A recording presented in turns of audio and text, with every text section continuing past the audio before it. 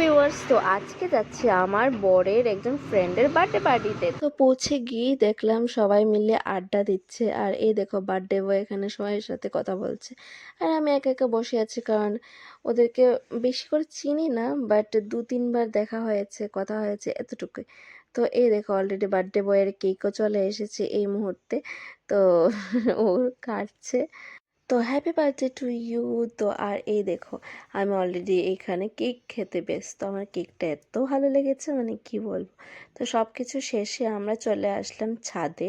তো ছাদ থেকে এখানে দেখা যাচ্ছে আমাদের ওভার ব্রিজটা, তো এখানে দেখে আমার তো ভীষণ পছন্দ হচ্ছিল। আর এই দেখো আমার ফেভারিট ফুচকা এখানে চলে এসেছে। তো আমি তো আর বসে গেলাম ফুচকা বানাতে, আর এই দেখো সবাইকে বসিয়ে বসে আমি ফুচকা বানিয়ে খাওয়াচ্ছিলাম।